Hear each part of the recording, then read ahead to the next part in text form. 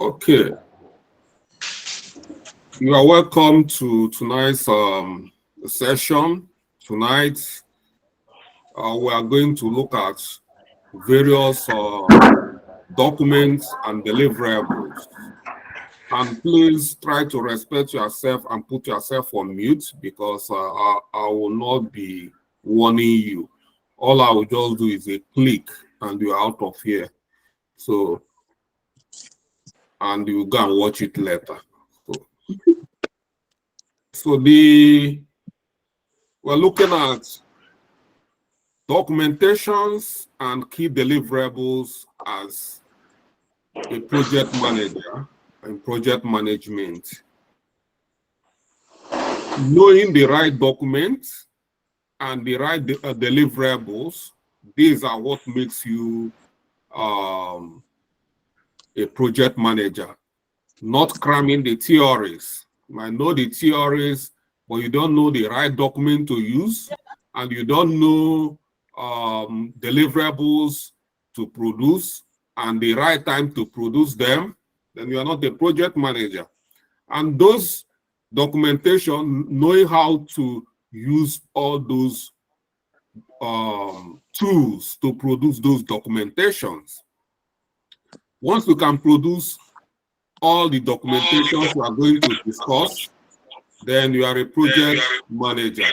Whether you have any certificate attached to it or not, you are a project manager. So let's hit the ground running. Please put yourself on mute so that this class will be. Mr. Pabio, can you just respect yourself?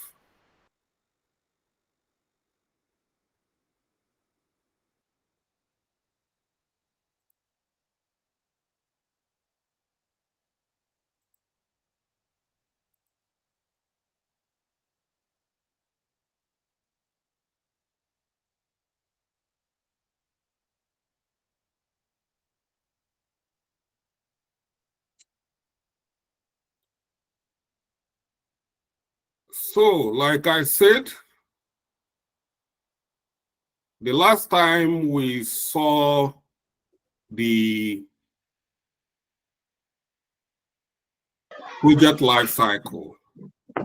In project life cycle, within the stages, we have documents to provide, have documents to produce, and we have deliverables within all these life cycle from stage 1 to closure. So these are the documents we are going to look at today. So the number one document as a project manager or in project before a project can start is a document called a project charter. I'm starting with project charter because this is the document that authorizes the project. If there is no project charter, it means that there is no authorization for that project.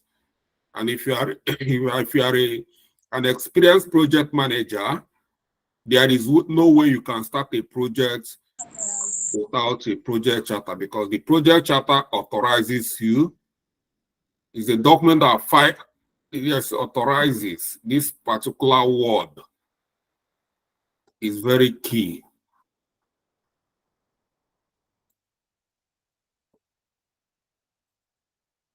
Formally authorizes the existence of the project.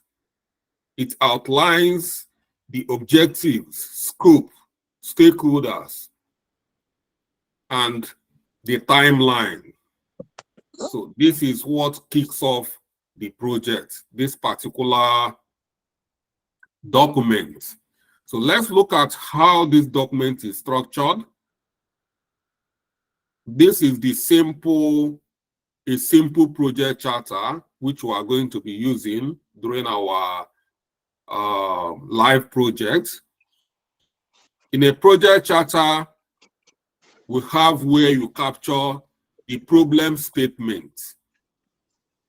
Problem statement documents the need, What is the problem this project is trying to solve? That is the problem statement. You must capture it. Every time you are implementing a project, is because of a problem we are solving. So you must capture the problem statement. Then the goal.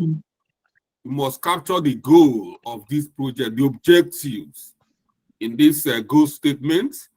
Then here you must capture the project leader, which is the project manager.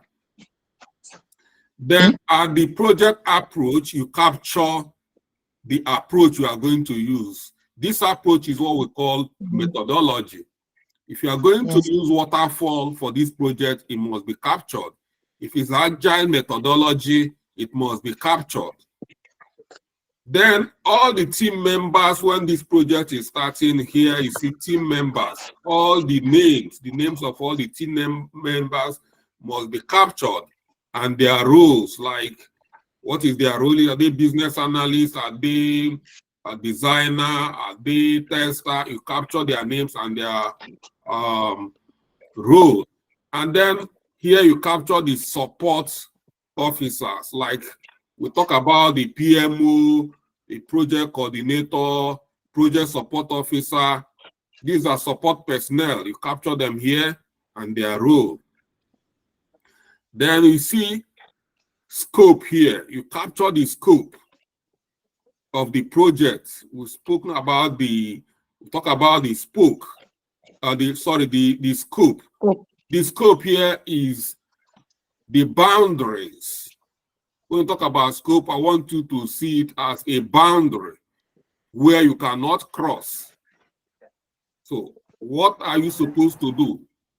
If you are building a news website and they say that it's news website for the purpose of news and blog, then you cannot add a shopping cart in that particular website.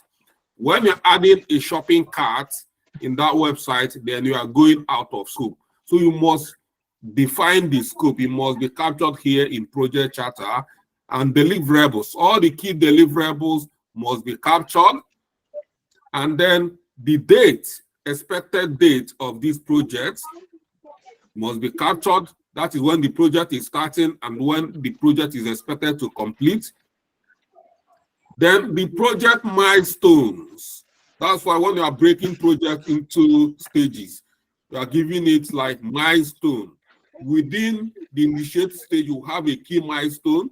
Then within the planning stage, so you must capture the milestones.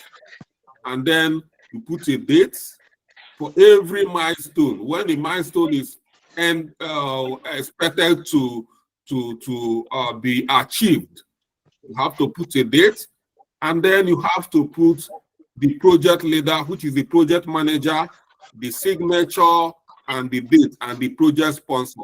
You see, the project sponsor here will sign, authorizing the project manager to start this project.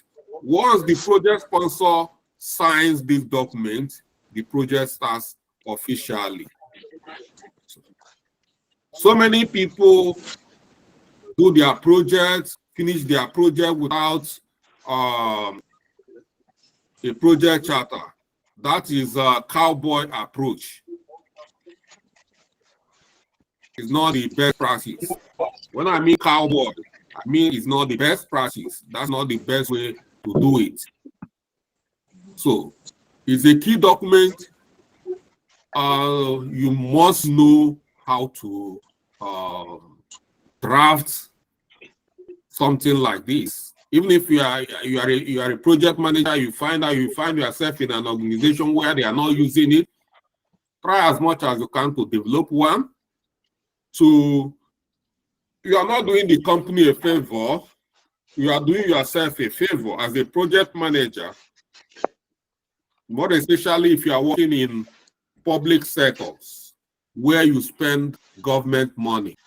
For instance, using Nigeria as an example, you can do a beautiful project, something can go wrong, and the next thing, EFCC will come and arrest you for spending money that you are not authorized to spend. But when such a situation arises, we produce this, please try to be responsible. So you just produce this project charter and that's it. So it's very, very important. So let's move to the next deliverable and the documentation attached to it. When the project kickstarts, now we have a project charter authorizing the existence of this project. The next thing is now to look at the stages, to break the project down into stages. The project manager, you must know how to break your project into stages. You are now starting the project with what we call project breakdown structure. Breakdown structure is breaking the project down into manageable stages. Outlining all the works needed in a hierarchical order, think of it as a blueprint. So you are just trying to break it down and then give it a structure. Structure is something that is organized. So break it down and organize it. So this is how a structure should look like. When I'm talking about a breakdown structure, you see under here, you see this is the project, commercial project. And you'll see here, you see under the initiate stage, you have evaluation and charter. Then under planning stage, we have scope statement, project team, project schedule and budget. Under execution, you see the layout. This is how we are breaking it down. Layout, foundation, excavate, pour concrete. Then if here you see interior work, you see the way you are breaking it down. Every stage, you see it, this will help you to manage this project very well. You've seen with this kind of a diagram, you know what to do. And even if you are not a project manager and you are seeing this document, you already have an idea of what is going on here. Under control, you see, under closure, you see documentation coming out or what that you need to do. With this is a blueprint. It becomes, we call it a scaffold. You have given the project a scaffold, a foundation for other things to follow. Another way you can see a breakdown structure is this way. So looking at this one, you see all the items under the preparation stage, which is initiate. You see planning stage, you see development stage, you see prepare to release, and then you see release. That is how you break their projects into various structure. When there will have to be doing some assignments. When we do some, when we touch areas where we deal with the tools in project management, and when we understand, have knowledge of the tools, we are going to do a bit of practical for you to understand how to use some of these tools. When that is done, one thing you are going to do is to produce a breakdown structure looking like this with some of the tools we are going to be using in project management. So we are not going to do it now because if I ask you to do it, we've not done anything with it. We've not discussed about the tools. They don't know how to use the tools. So we are going to leave it till after training on the tools in project management. But know that these are some of the things we are going to do. So breakdown structure, we have other areas in breakdown structure. Let me see.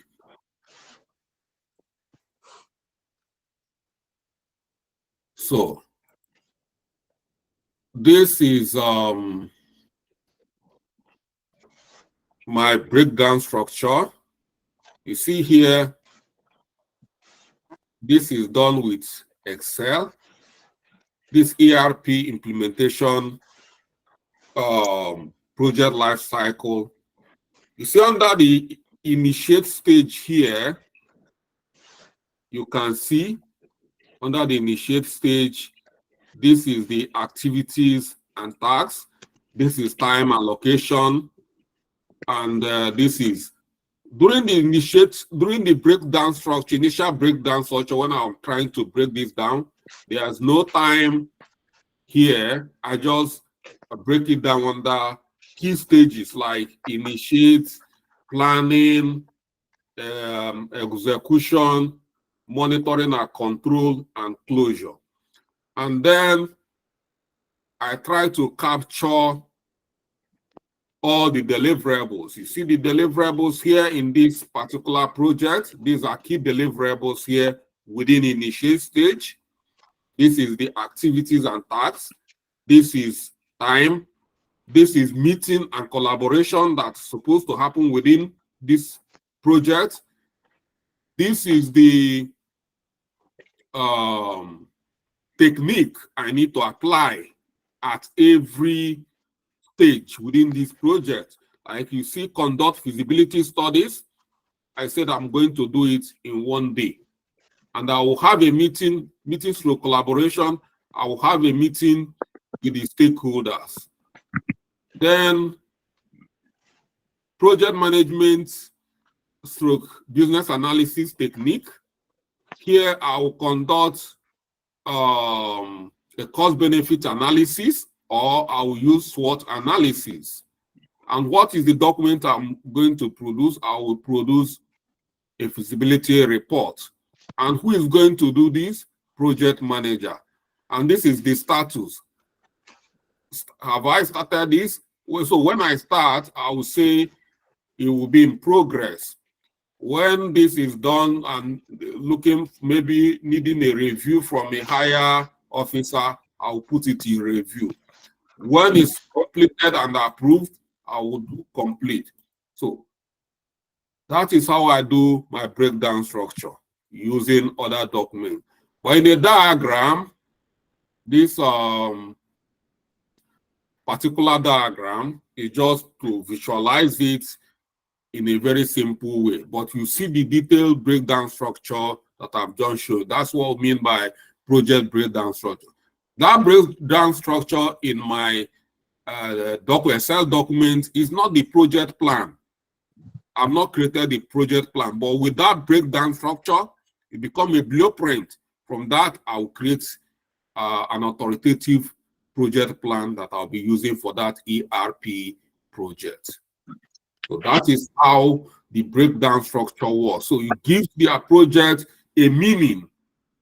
Anybody looking at it will know that actually, yes, something is taking shape, something is about to happen. Then once you create a breakdown structure, you have a blueprint, and then your project planning, the plan will then be on top of the breakdown structure. The breakdown structure is like the foundation. So now we have the project plan after the breakdown structure. This is the roadmap for completing the project on time and on budget. It uses the work breakdown structure as a foundation. A comprehensive document that outlines how the project will be executed, monitored, controlled, and closed. It includes details of scope, schedule, budget, quality, resources, communication, risk management, and stakeholder management plan. It focuses on how the work will be done. So that is the plan. So the breakdown structure, you do not have budgets, you do not have resources attached, but once you come to project plan, you start adding budgets, quality, other resource, and other even risk management. in the breakdown structure. And once you have done that, you will come up with a document looking like this. This is a project plan. So looking at this project plan, you see here, initially it was a breakdown structure, but you can see a timeline. You see the way the time has been added. This one will happen within 12 days. And within that 12 days, you break it down. Every activity will have the amount of days they are going to take. And you must state when activity is starting and when activity is ending. And you must add the amount of money is going to take to do that and who is going to do that within this project plan. But this is the way it's going to look. So all of you here, once we've learned how to use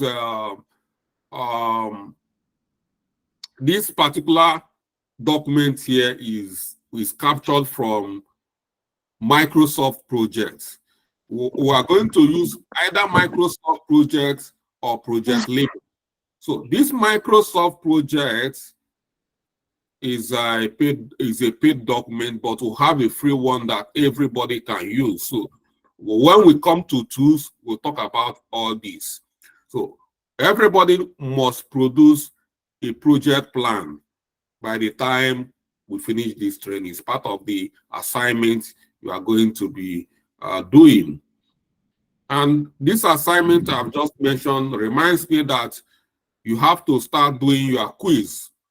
The quiz is already out. It's there within the work we've already done. So when you finish, go and complete your quiz. So let's crack on. So this is how a project plan is going to use. When we learn about the tools, we're able to produce a project plan like this and then produce a breakdown structure like this as well. So let's keep moving. Then we have a Gantt chart. A Gantt chart is a visual representation of project schedule, work tasks, dependencies, duration, and milestone over time. So this is a Gantt chart.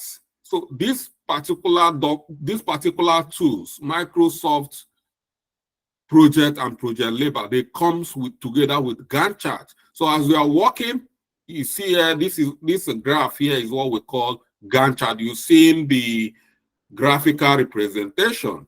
But there's other type of Gantt chart. You see it. This is it, where it shows this is a project plan. Here you see tasks here and the duration and when it's starting and when it's finishing. And then you see this particular activity captured in figure and in word here is equally captured here in diagram. You see here it says that this is going to take 90 days starting from Monday, 5th, 5/10/20 and finish on 16/10/21. 16/02/21. So you look at it here, it starts from here, and that is how the Gantt chart works. So as the moment you are adding all these figures in your project plan within the tool you are using, automatically it will start coming out like this. That is what the Gantt chart is all about. It doesn't do anything just for graphical representation. It gives you more visual effect in managing your project. So this one, we are going to use one stone to achieve this Gantt chart. Once we've produced something like this, it will start showing and it will help us for project tracking. Then once we have a project plan, the next thing is to start the project and start monitoring. But before then, you need to create a risk register, because immediately you start work, you start assigning resources, assigning tasks, all these tasks. You are the project manager. You start assigning tasks to different team members within these projects. Risk will start emanating. You start seeing one risk. What is the risk? There is somebody can first sick and not come to work. These are various risks. I wonder why some people cannot comply. So they just want to know that, want us to know that you are here. We know you are here, but it's good to represent in a positive way. So we have what we call risk register. Risk register is a document that identifies, assesses, and track project risk, along with mitigation strategy and contingency plan. As a project manager, you must have a risk plan. So this is how a simple risk register will look like. This is the minimum we should have as a project manager. Even if you don't have any, there are so many ways to manage project risk and use any kind of one that suits you. But the least is, this is a simple register where you register all your risk and manage them. This is the most simple, the simplest way to capture and manage a risk. You can use an Excel document to create a simple risk register this way. You don't need anybody to tell you to do that. Here is the risk description. You describe the risk here. This is the impact. You capture the impact of the risk. You describe the impact as well. Then impact level, you need to show the level of impact of this risk, whether it's high or whether it's low risk. And then we have probability of the risk happening. And then we have the priority level. So here is when you times the impact level and the probability, it will give you the priority level where you put your risk. So if the risk is like 15, you can say that 15 here is high risk. And if it's like 5, you can say that is a low risk. So it can take some time for you to manage, but when the risk is 25, like 5 by 5 is 25, means that it's critical, and you have to drop every other thing you are doing and address that risk. So that is the way to capture risk, and then use the priority level to understand the impact of that risk. Critical risks are risks that can deviate the project from the original plan, from the scope. High risk are risks that are very, very threatening, but you can still, if you don't manage it well, it can be very slippery. But low risk are risks that can be accommodated. And when such a thing happens, you must have a mitigation note. That is, how are you going to manage this risk within the risk register? Once you capture risk and know the impact level and the priority, then the next thing is for you to describe. You must have a risk strategy in place, and you must assign the risk to a particular team member to handle. You as a project manager, you might not be doing everything. You should know how to do delegation and follow it up. So looking at the team members, you know the team members based on their strength, then you assign risk for them to manage.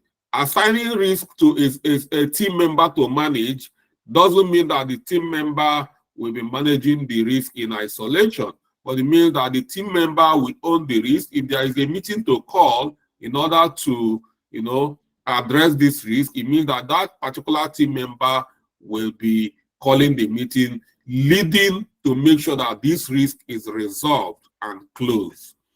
So this is a simple risk register, but we have other ways of managing risk. Like me, what I use to capture and manage my risk is what we call RAID log. I log all my risk within a RAID log. So that is what RAID means.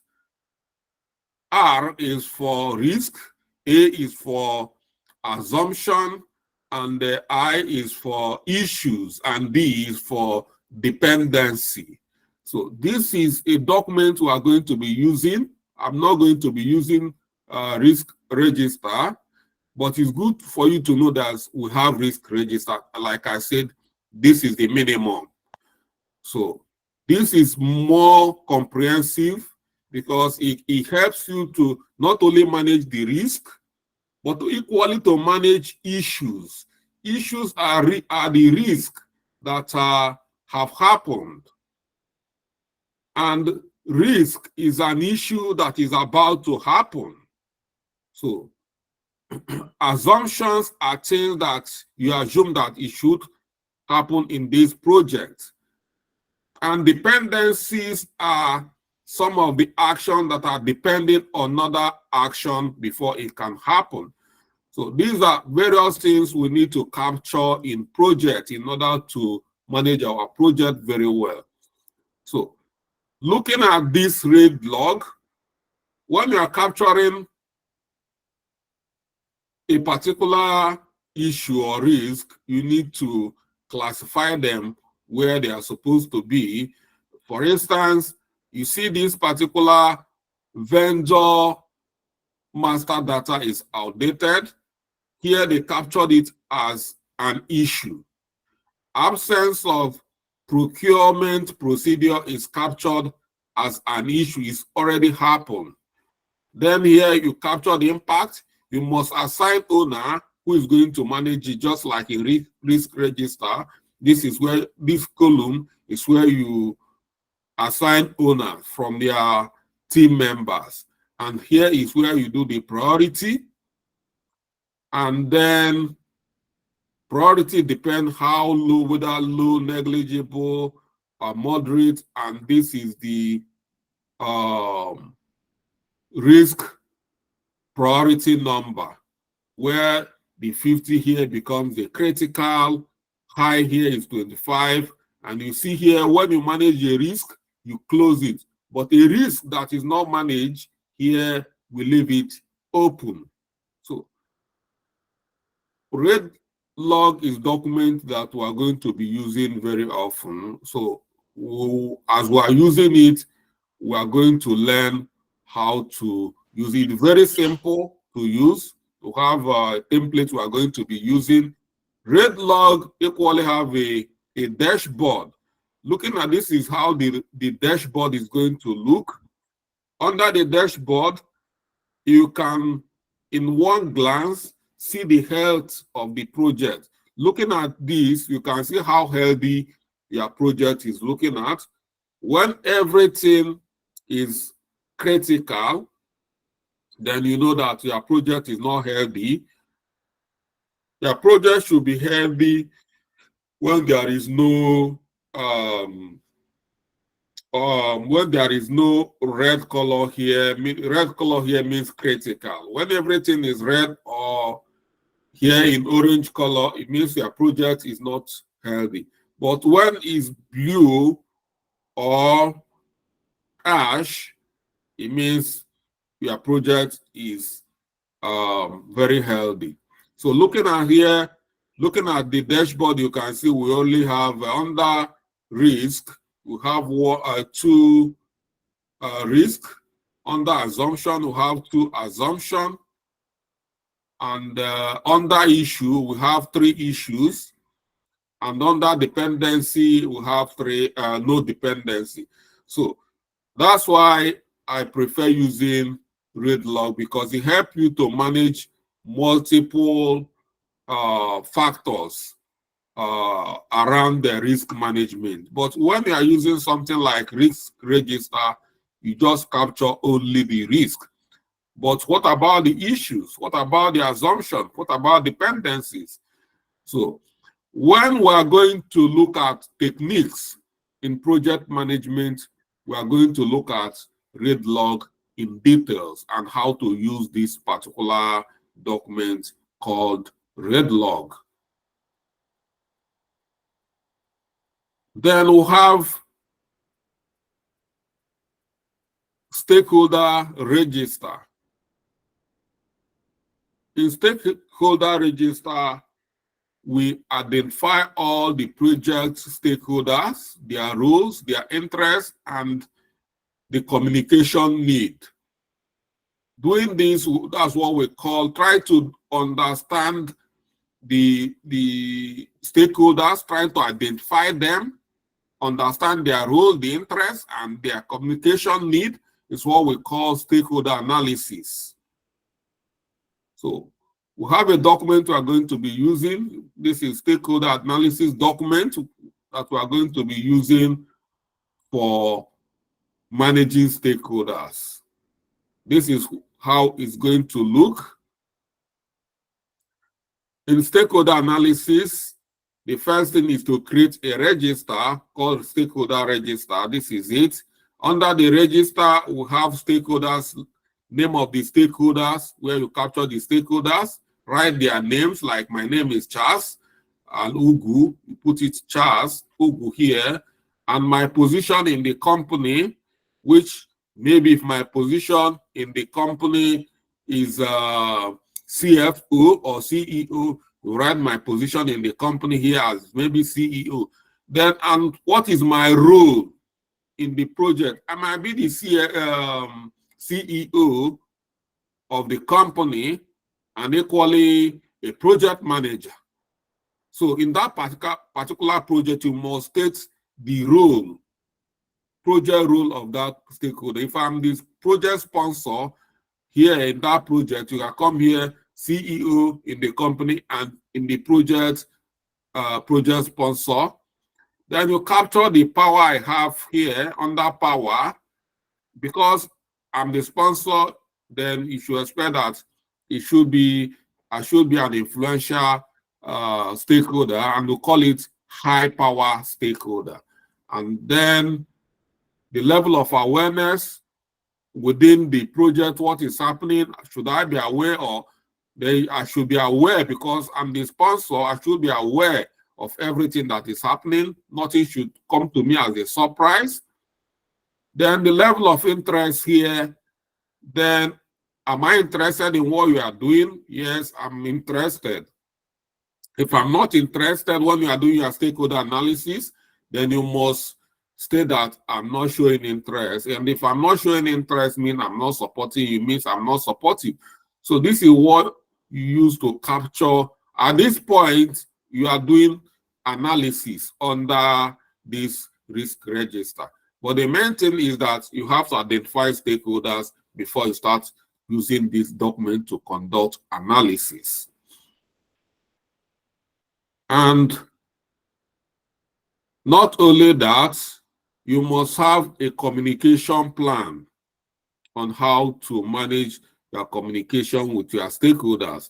This document will help us to outline the communication strategies, channel, frequency, and stakeholders involved in every in project communication.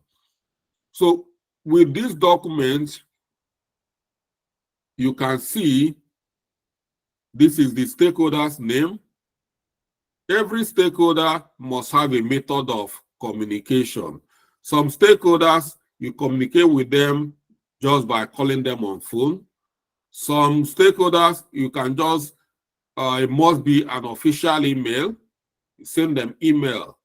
Some people, you can just, you can walk to them and have a meeting with them. Some of them, you can just give them access to the project so that they'll be receiving regular updates. So you must specify the method of communication. Is it by phone? Is it by email? Or whichever way. And the responsibility of whose responsibility in this project to be communicating this particular stakeholder. For instance, if the stakeholder is the project sponsor, so here the communication method should be email, should be a bit official. And who is responsible? Because everybody in that project should not be communicating the stakeholder, or sorry, the project sponsor. There should be a communication channel and hierarchy, line management. So the developers cannot just go and start talking to the project sponsor. Only if the project sponsor wants to see them, he can see them if he requests to see them or talk to them. But when a developer wants the attention of the sponsor, you must first seek the attention of the project manager. You talk to the project manager about your need and concern, then it's the duty of the project manager to talk to the project sponsor. So that's why it should be, you must provide responsibility of who is it responsibility to communicate a particular stakeholder. Like here I've said, mention that the stakeholder here is a sponsor. So, and it should, the method should be email. Then the responsibility of here is project manager. The project manager should have the responsibility of talking to this the project sponsor on behalf of the whole team members. Then how frequency? How often should you be communicating the project sponsor? You cannot just, they have a lot of things, like the sponsor is the CEO. They have a lot of things on their table. It might be, your project might just be like a drop of water compared to what is going on his table. So for you to be going to his office every day, I want to do, or to be bombarding him with email, he will not like it. So you must have a frequency of communication. And maybe because of this, it can be once in a week, where you are going to present the project status report to let them know the status of the project, whether things are going forward, whether things are not going, where there is issue. So you must state the frequency. And here you see, if it's email, that you see the method is email, you write email here. If it's phone, you write phone here. And here is for feedback. Whenever you communicate with a stakeholder, communication is a two-way thing. When you are communicating, the person should be responding. So you must provide the feedback after every communication. It should be documented. Not when they call you, I had a meeting with the sponsor last week, but I've forgotten what he said. That is so unprofessional. So everything he said, you must document them. So, and it should be in your communication action sheet. So this is a communication action sheet. Or you can call it a communication plan. So that is how it's going to be. So these are the things we've come to for tonight's lessons. So tomorrow we'll have other items here. This is not the only document we've got to review. We'll have up to 20 of them. But for tonight, we're just stopping at this stakeholders documentation, stakeholder communication plan, and stakeholder register. That is a stakeholder analysis. So we call it role and involvement level of the stakeholder. So by tomorrow, we should be able to finish the rest of types of documentation we have in project management, and then we then move to project techniques and tools. So that is it. So I will stop here so that we'll have time to ask questions. So it's 10 minutes to 8. So that's why I'm stopping, because if we continue, I won't be able to ask questions. And when I want you to observe that I work with time, and that is how a project manager should be working. You should plan your activity within a time frame. Even if you don't know how to do it, you have to start planning how to do it. Because once you start practicing it, then you have to start, getting used to it. So because of time, I'm stopping here to take your questions. So if you have any questions, keep them ready. So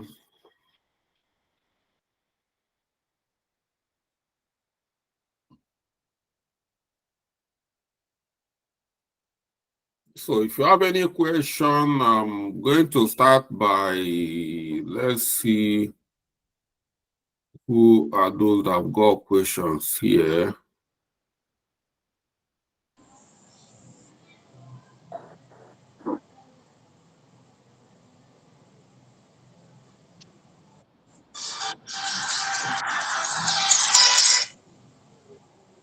Hello, Mr. So Charles. we have people, please. Hello. We have method of I'm picking from those that are raising their hands. You don't just start calling me to ask questions. So if you have questions, you've been following this class, you should know that to have pattern.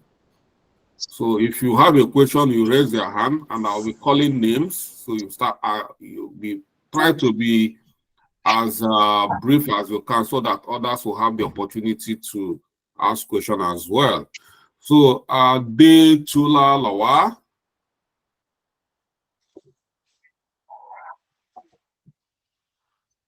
Where is Lawa? She's not here, so I'm bypassing her. We have a confidence. Good evening, sir. Okay. Thank you so much for today's session. So, a quick one. I just wanted to ask, um, is project plan same thing as project schedule? Are they the same thing? Project plan and project schedule is not well, it depends on it's just language, but what we use, we don't say project schedule. Project schedule is just a date, and in project management we have project plan and we have project breakdown structure. I want you to understand it, that is what project schedule is. Not professional in project management. You can schedule is just managing, can be a little segment within the project planning. That's project scheduling. Can schedule a task or activity. So project schedule is just a simple, let's say, a small segment within project planning. Project plan is the authoritative document you use in managing the project. And project breakdown structure is the blueprint, is the foundation where you start pouring the concrete, start laying and building so you build projects, first you create the project breakdown structure, and the project plan is the main document you build, is the kind of the whole overall architecture of the project that you use to manage the project from the beginning to the end. So, are you clear about that? Yes, I am. Thank you. Okay. Ibe Juliet. Good evening, Mr. Charles. Thank you for tonight's class. My question is in risk management. Will the PM assign different tasks to different team members, or each task to a particular team member? Yeah, the PM will assign, if there is a risk to address, this PM understand the strength of every team member and then assign risk based on your strengths. And again, based on your level of workload.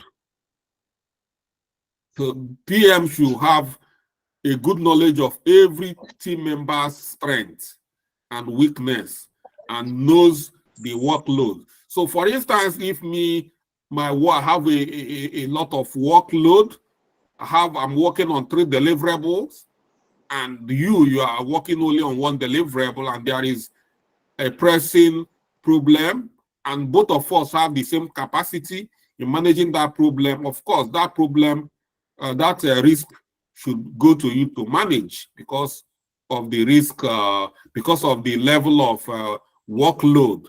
But if you have more knowledge of that, you are kind of a subject matter expert within the area we're having challenges, then it's obvious that you are going to be the one to lead or to own that risk because of your level of expertise. I hope I've answered your question. Yes, sir. You have. Thank you so Chidima much. Blessing.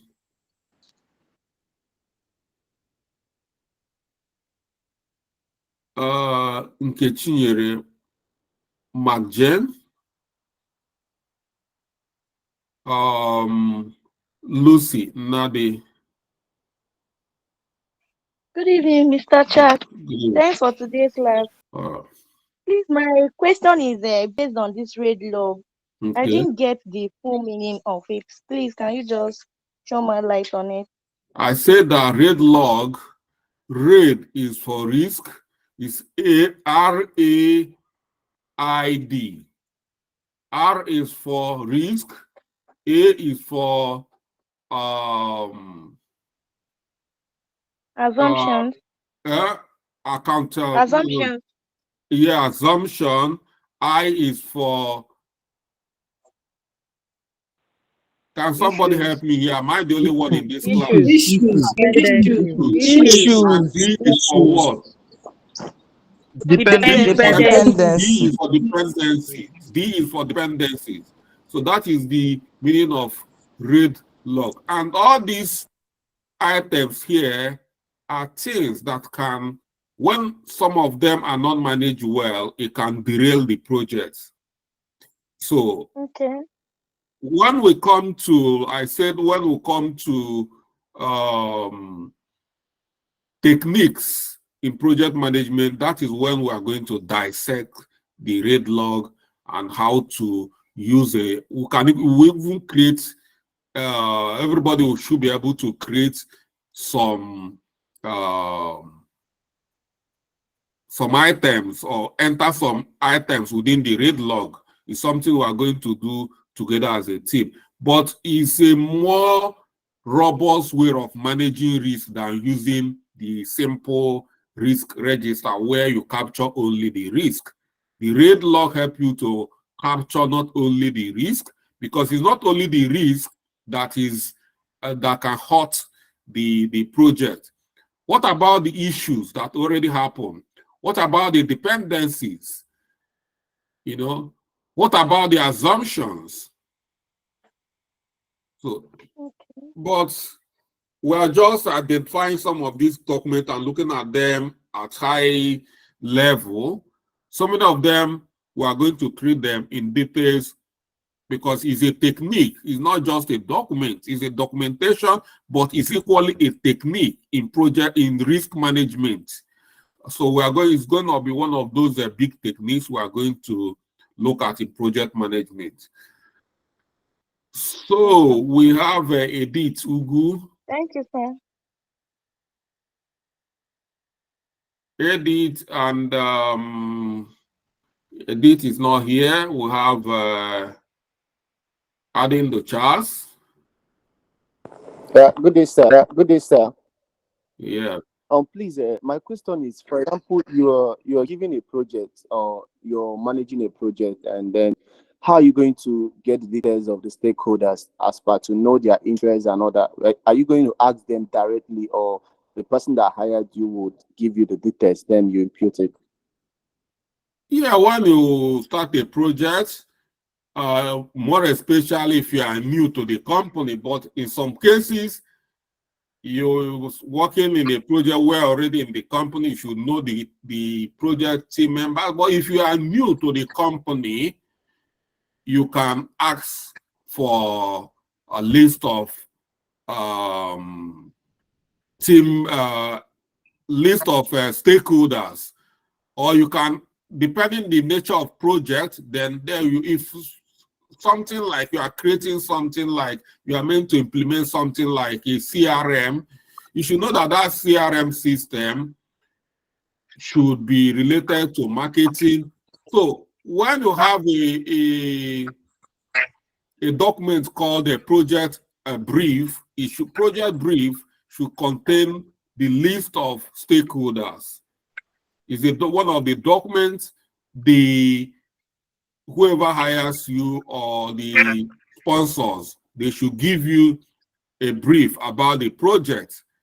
So it's one of the things you have to, one of the the requirements you need to capture as a project manager. So you need to identify that. That's why I say identify. So you need to go and look for them, ask questions. Is one of the requirements to capture. Both the project manager and the business analyst, everybody needs to identify their different stakeholders and then work with them. Once you identify them, you write their names and their details, try to understand. Is one of the documents you need to prepare early before you start. And that is why we are treating it as a big topic in project management. So, thank you, sir. You're welcome. Have Susan. Good evening, sir. Thank you for today's class. I was opportune to work for a company. They are into assemblies of different items. And before the project kickstarts, they produce a document called Statement of Work. So, and it looks like exactly this project charter. I want to know if they are the same documents, because the project don't kickstart until both parties have signed that Statement of Work. Well, it depends on companies can give documents their name, but in project management, there is nothing like statement of work. We have what we call method statements, depending on the area you are working for. Like it's in construction, there's a document they call method statement, you know, but that method statement is just like how to perform a particular work. It's not like the project work is just how to handle a particular situation in a project. Okay. It's not so in project management where there is not, you say statement of work. Yes. Statement of work can be what we call method statement. So company can give their terminology in project management. As a project manager, these are the key items, the key words and documents you should know. So if a company, they have their own terminology, then you should know that there is terminology. But if you are experienced, when you see a document, then you should know what the document is all about. You know, in business analysis, there is a document we call business case. That is the name. But in my organization, they call it vision document. You know, okay. If somebody is joining in, like somebody that is not experienced, when you're hearing vision document, you are not hearing a business case, you will be lost. So what is going on? Does it mean that these people don't use business case? But the name is vision document, not the name, the original name or what it should be is business case, not vision document. But some companies just want to be unique in doing their things. Okay, sir. Thank you. Okay. Akin Tunde. Good evening. Thank you for How the are you? opportunity. Fine, thank you. I basically wanted to find out about the Saturday classes because you mentioned it last week that we'll be doing Saturday I classes. said it might, and I told you equally that I'll be mitigating the risk we have on in our enrollment. Didn't I say it? I'm just one person. So a lot of people have not gotten access. I said I'll be using Saturday. If I have time, we'll have class. But I specifically said I will be using Saturday to address the issue in enrollment. Everybody who is following the trend of activity should equally know that. So if you didn't see class, because if I have time, if I didn't see meeting or lesson link, it means it wasn't happening. But if you are following up, you can see that on that Yes, I'm Saturday aware that it wasn't happening. I just wanted to know if we're going to be having it going further. That's what I wanted to know.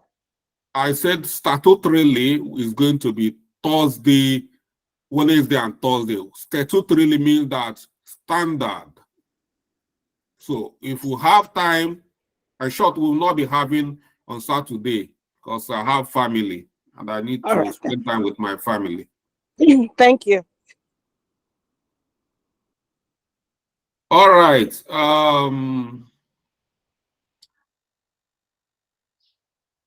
Who's next? Rebecca. Hello, sir. Good evening, sir. Thank you for this opportunity. Please, you are far away from your device. Hello, sir. Can you hear me, sir? Better. Okay, sir. I just wanted to find out. I noticed that we have a lot of documents to use in the project management, and you mentioned that there are It's faint. I can't hear you. How about now, sir? Good. Thank you, sir.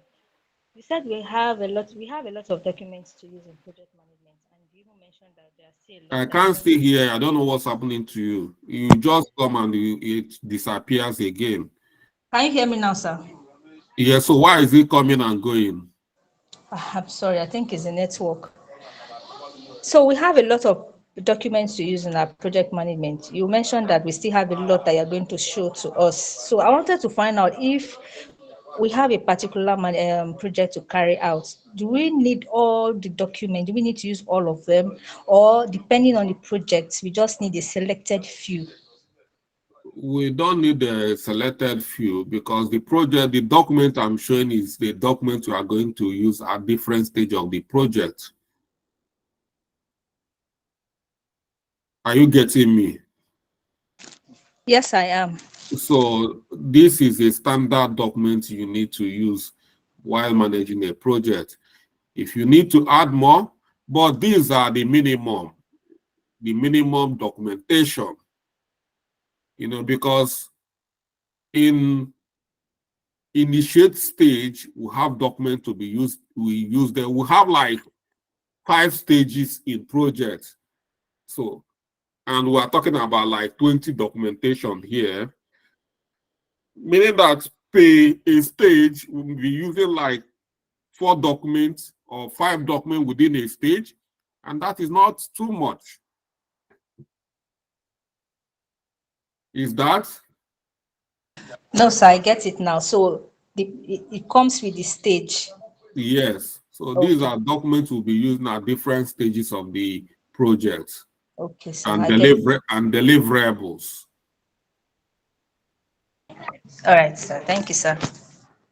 Yeah. Evangeline Nadi.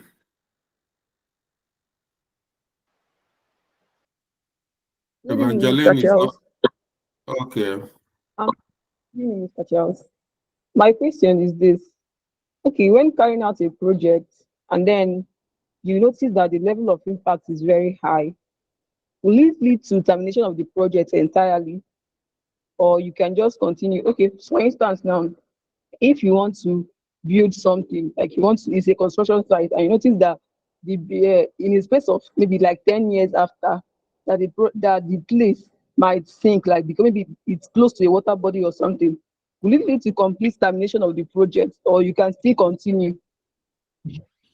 You must have done the impact assessment before you starting the project. That should, in this area, this is what you need to do before you start the project, what we call impact assessment. You say they're in a water area, before you start building a house, it's not the duty of the building engineer to tell you whether to build. But if you have done your feasibility study and think you can build your house within that water, all the water the building engineer is to decide how to build that water inside the water, not to tell you to stop building the house inside the water. But who is going to do that feasibility study for you? Business analysts. So business analysts must have worked with you to tell you the viability of that that project. So if it's viable, then you start. But if not viable, the business analyst must have warned you that that project is not viable. It's just that so many of us who don't even, there are so many need where we need services of business analysts, but we are not making use of business analysts in Nigeria, and that's why a lot of things are going wrong. They underestimated the services of business analysts. In Western world, business analysts are more important than project managers because they decide what goes on. But here, tomorrow somebody will just jump in and start building house because you've got money without proper feasibility studies. Tomorrow, people will go there and the whole house will collapse because there is no feasibility studies. They didn't do any, and the project manager is here. You've given the project manager go ahead, meaning that you've done your necessary background work. The project manager is to make sure that they build that house within time and budget, not whether the project will be able to stand on that. So there are some things that are not a risk in projects. That is what should have done before the project starts. So it cannot be a risk within the project.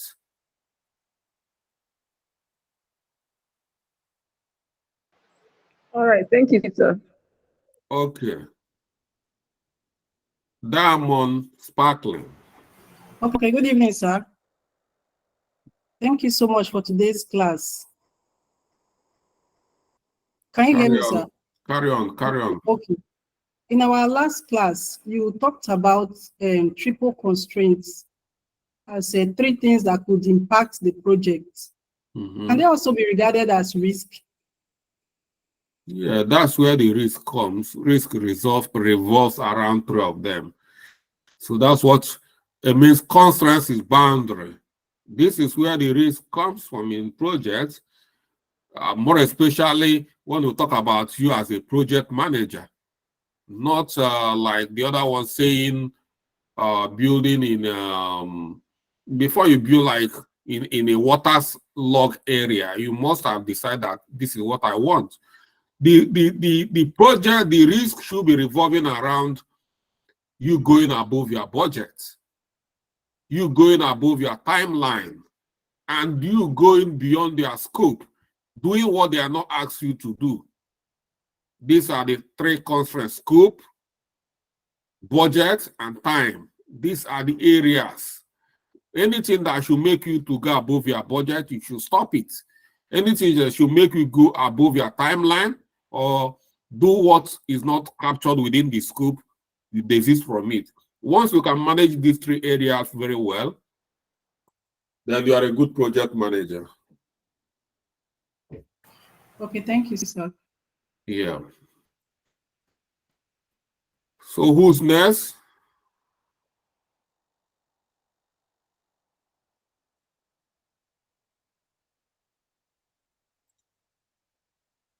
Ola Pade.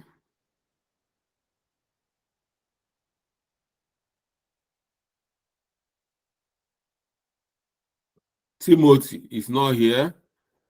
Chinyere Okaono, not here. Chizoba Harriet. Hi, good evening. Yeah, Yes, good evening. my question is for the impact and priority. I hope I can remember. Yes, the one that you have to multiply to get the priority, the impact and the probability. Yes. So those figures actually, the impact figures and the probability, how is it gotten? Or we can just formulate it. You can't formulate it. You must have decided that how do you rate it from the beginning? Is it you rate your kind of impact from 1 to 5 or 1 to 10, 1 being the lowest and 10 being the strongest. So it must have to be within a scale of 1 to 5 or scale of 1 to 10. That is the standard scaling. So it should come with that kind of standard scaling. Okay, so we are going to just use our intuition to scale it and know where it falls. Yeah, that's why you have a team and you analyze and see the impact. So it's not mathematics. So you know how exactly. If it's mathematics, then there's no need to everything be automated and you start working on its own.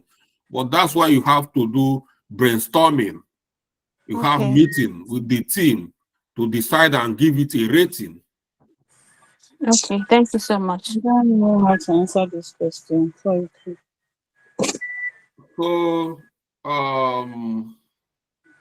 I think I've called everybody here except this person that just raised Okamaka Goodness, and after you we have to close. I've called every other person. They are raising up, but they are not here. So Chiamaka Goodness. Hi, good evening, sir. The question I wanted to ask, the document you have in the Excel, is it a template that you use, or is it a fresh document that you created? You can create a fresh document if you know how to use Excel very well. It's very easy to create that kind of document. So it's not a big deal. You can create it as a template and start using it as a template. So these are some of the things. You must have basic knowledge of Excel, Word document, PowerPoint. These are things you should have known how to use very well by now. It's too elementary for me to come and start teaching you how to create documents in Excel, which I'm not gonna do because there are so many YouTube videos you can learn that free of charge. Okay, thank you. I just wanted to know. So yeah, you can create one and call it a template so that you don't have to be creating it over again and again, so that when there is need for it, you can use it. So, but just for me, that's just a simple breakdown structure in Excel, which I can from there create a good project plan. Okay, thank you. You're welcome. So, thank you for joining, and I will see you tomorrow, and hopefully we tidy everything about the documentation, and then we know. You can't say you've after this training, you cannot say thank you for the about this document or you. So this is the main reason why we are having this, so you know the kind of documentation and the time to use every document. Once you know all these, there is nothing so big. So the next thing is just know how to use tools to produce these documents. And that's why where the tools come in, because some of the tools will be a bit, are not going to be Word document or Excel. They are going to be more complex tools. And remember to do your quiz. We've got to, I think, 2 or 3 quizzes already in the course portal. It's very important. And follow up our interactive activities in social media. I've created a poll. I'm trying to understand our preferences, trying to, our preference between business analysis and project management and things like that. So when we are creating such a, don't ignore it. Like, it's not only here that you get the knowledge. I'll be when I publish an article, there is something I want you to learn from the article. I cannot bring the article here and tell you to be reading article for you here. I'm not gonna do that. There's a lot of, in a BNB, so many classes, MBA classes, I think they'll just come there to review an article. So don't overlook article. Don't think you just come here to listen or you know how to create project plan, that you are now, you must learn other principles from articles and a lot of things. I'm not gonna bring everything here. So when we say do this, don't think I'm trying to drag you to Facebook so that we can have a number of, if I want to buy 50 followers in our page, I have the money. Within 2 weeks, we'll have 1,000, we'll have 100,000 followers. But I don't need that now. So some people, when you tell them go and follow us on Facebook, it things that you are bringing marketing.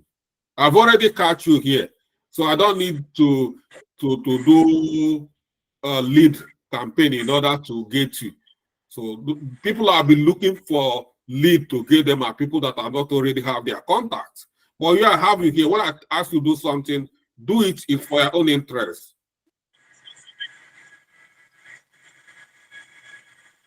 So, good night, people, and see you tomorrow. Thank you so much. Sir.